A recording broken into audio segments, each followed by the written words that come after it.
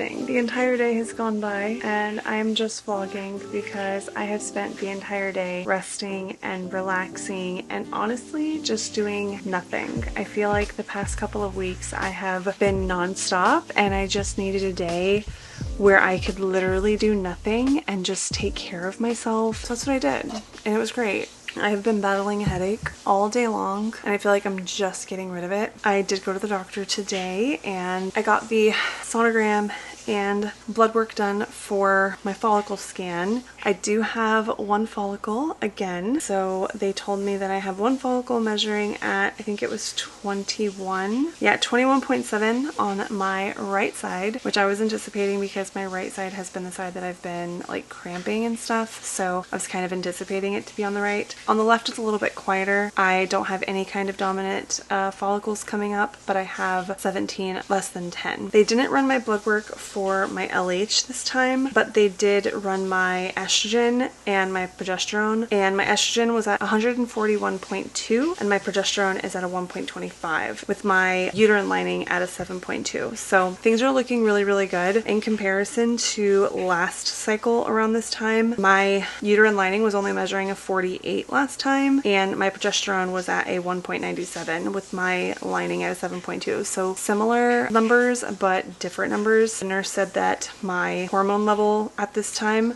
this round, looks really good. I'm excited but not trying to get too excited about it. I took an ovulation test this morning and it was a blazing positive. I also took the clear blue ovulation and we got a solid smiley this morning. So I'm definitely within the 24 to 36 hour window. So the doctor wanted me to go ahead and trigger tomorrow and then we'll have the IUI on Monday. I feel pretty good about the spacing this time though. I feel like last time it was a little bit more like rushed. It felt like we had almost missed the ovulation window, and this time I feel like we're on track with it rather than like trying to play catch up to it. I feel like this time is a better timeline for us, if that makes any sense. So yeah, today has just been a very chill, relaxing day. I am probably going to just end up staying in bed. It is, like I said, the evening already, and editing and just doing some things light, very light work, and we will trigger tomorrow. So I'll see you then. I have to mix it and everything first.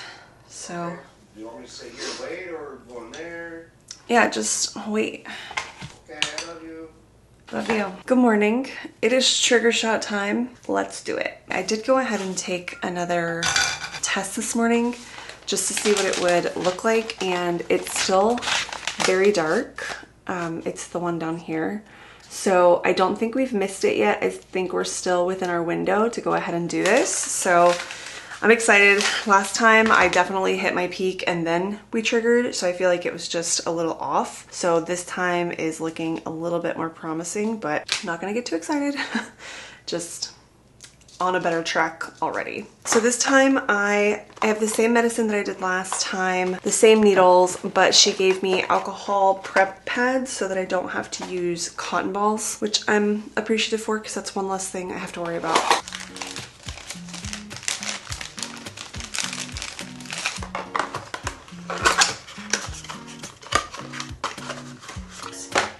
Use if solution is cloudy, discolored, or contains particles.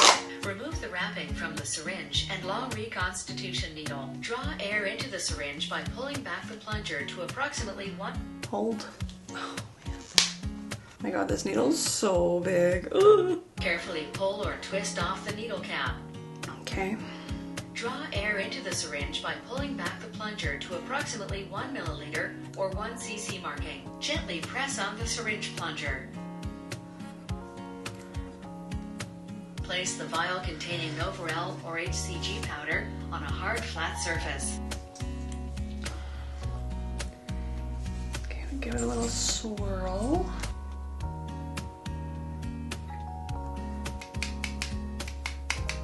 Remove the wrapping from the other needle for administration. Carefully pull or twist off the protective needle cap. To remove any air bubbles in the syringe, point the needle upward and gently tap on the syringe. When all the bubbles have risen to the top, slightly press on the plunger until a small drop of solution appears at the tip of the needle. Good, perfect. Recap the needle. Okay. Choose an injection site as directed by your healthcare provider. Clean the injection site with an alcohol swab and allow to air dry. Insert the entire length of the needle into the fold of skin at a 45 to 90 degree angle. Babe, are you wanting to do the shot? I want to be here whatever you want me to do. I don't know. If you need me to do a shot or you need to be of moral support, I want to be here. I wasn't here for the last one. I know. Are you nervous? Yeah? Because I'm here? No. I'm just nervous. I don't understand the angle. With the other hand, gently grasp a small fold of skin between your thumb and index finger at the selected injection site at a 45 to 90 degree angle. Once the needle is... What does that mean? That means like not like this? No, so... Like this? What is it talking about? So you're going to put it here, right there, in that angle. Down like that? Like that. Okay. Basically, have it slightly elevated. Trying to make my skin go numb by squeezing it so tight. That's what I did last time. Want to open it? Yeah.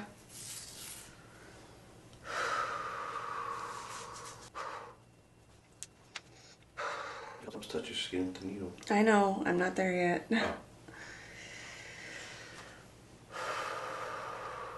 Wow, I thought this was going to be easier. My hand is cramping. Want me to squeeze the belly? No. Look, nurse coming in. Is this 2 inches from my belly button? Don't touch. So around this red freckle, I would say. More here? Yeah. Like towards that red freckle. Delta. Come on, out, out, out, out. You got this. Maybe I'll let you do this one. No. Why? Why? I don't know, I feel bad if I hurt you a little bit, you know? I don't want to hurt you. Oh my god. Want me to do it? I'll do it, but you're gonna let me do it. Hold on. Let me ask for help. Lord, help me. Please help me do this. That's such a weird angle. I want to go in like... Well, yeah, I mean, then go like that then. You just have it at a 45-degree angle, roughly. So But you that's like, not 45 degrees. She said 45 degrees or 90 degrees. Is this 90 degrees? 90 degrees is like straight. Okay, that's what this is, right? That's what I did last time. Yeah. On the skin.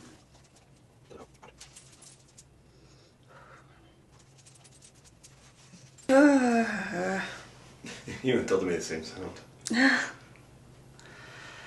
Oh my gosh, I thought it was going to be easier. Want me to do it? This needs to get in my body, like right now. Mm-hmm. Like right now.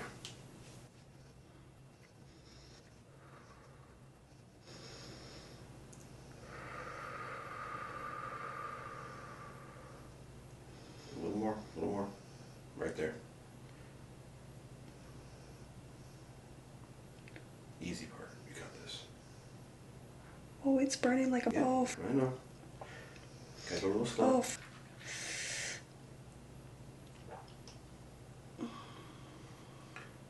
Remind me to take it out slow. Mm-hmm. Oh god, it burns. I know. Almost there. Almost there.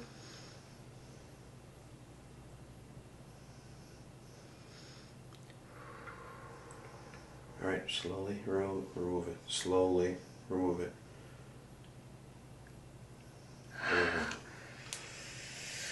Oh my god, I did it. You did it twice! You did it twice now. I did it. High five. I did it. Good girl. I was here to be here. I was here for it too. Ooh. You did it. I did it. Oh man, it burns. It burns. I'm hoping I let my skin, I let it go. I know they told me to let it go, but I couldn't move. I gotcha.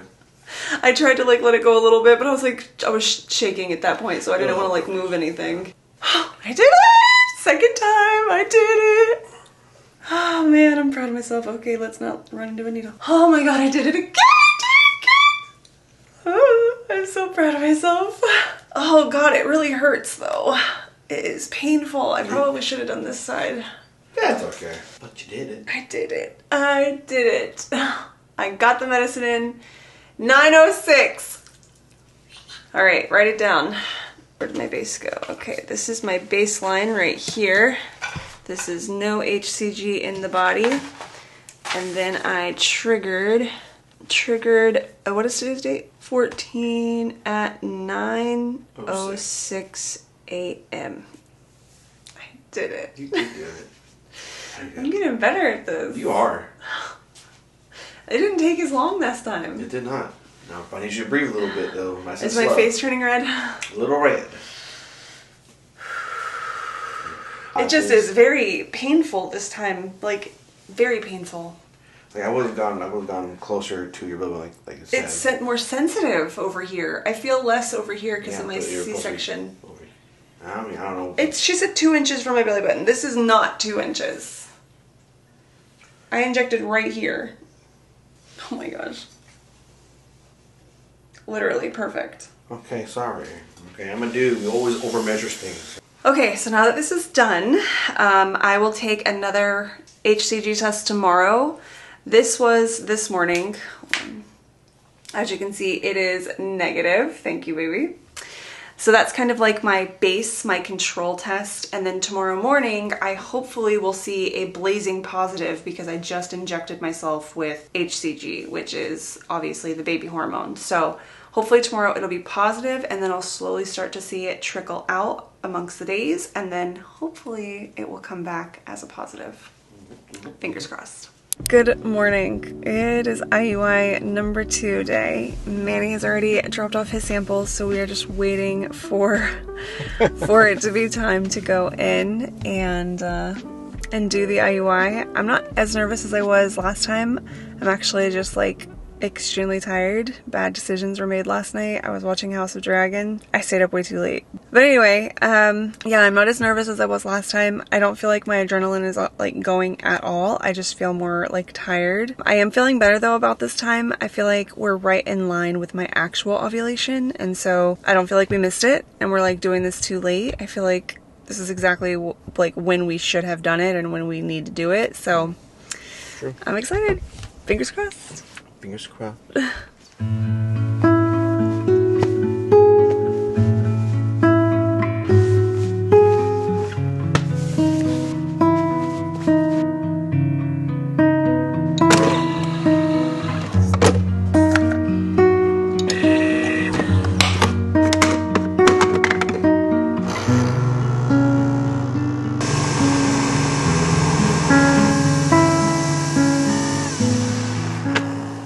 Yesterday was painful, to say the least. I think I was a little caught off guard because how painless our first IUI was. Like, it was uncomfortable, but it didn't feel like that. I don't know if my cervix just wasn't numb enough. I don't know.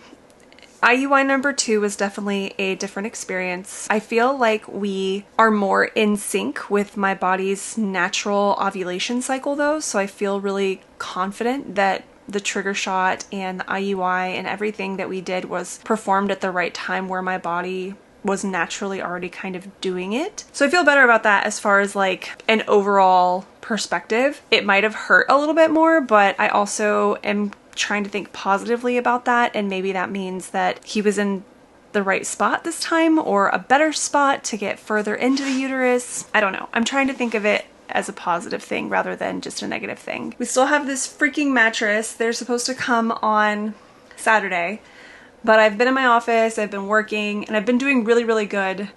But just like these past couple of minutes, I am hurting so bad.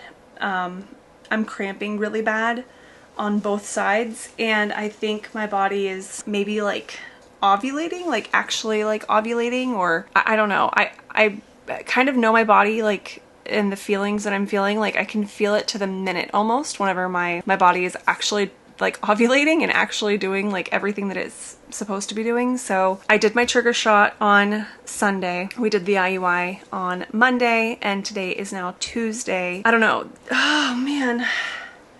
I'm just feeling extra crampy, and maybe it's because I've been sitting up all day and kind of like leaned over. Yesterday, when we got home, I stayed in bed the entire day. I got up a few times, but I pretty much stayed in bed. That was based on my body. I was definitely listening to what it needed. I was in a lot of pain yesterday, so I just wanted to take it easy, let my body rest. I came home and I fell asleep and I slept for hours. It's like my body went into like recovery mode. I just tried to listen to my body as best as possible. And today I woke up feeling pretty refreshed, so I wanted to try to, you know, get back in the office and like just work like normal and just do all the normal things. I got up, made the bed, you know, I got my breakfast, let the girls out, got their breakfast, just all of my normal routines and habits. I tried to just like do that today, and for the most part I've been able to. It's just now I'm just cramping so bad, and I'm getting like not heat waves. I'm getting hot flashes and dizzying. It's about the 4 o'clock hour, which is usually whenever I start feeling tired anyway. So I think what I'm gonna do is just move my office into my bedroom. Normally I would just jump on the couch and work over here, but obviously I can't do that right now. I've been like sitting up like that the entire day, like kind of just like straight up and like on my uterus. And now I'm just cramping. Overall, I think the IUI was a success as far as the procedure. Of course, 2 weeks from now, we'll know if it was actually a success or if it just felt like a success. But I'm trying to keep positive. I'm trying to not keep busy, but sort of keep my mind off things a little bit. I have been testing my LH and my HCG levels because I do want to fully test out my trigger. The first round kind of taught me a few things that I definitely want to incorporate a little bit more. Oh my gosh. On this round, my goodness, I need to go lay down. So let me get into the bedroom and then I'll finish what I'm saying. Okay, like I was saying, what was I saying? What I was saying is that the first round of IUI taught me a few different things like that I wanted to do this round. Like for example, fully testing out my trigger on just the pre-mom test strips instead of getting the first response test. And I think I'm gonna wait till 10 days past IUI, which will be 11 days past trigger. I think that's when I might take my first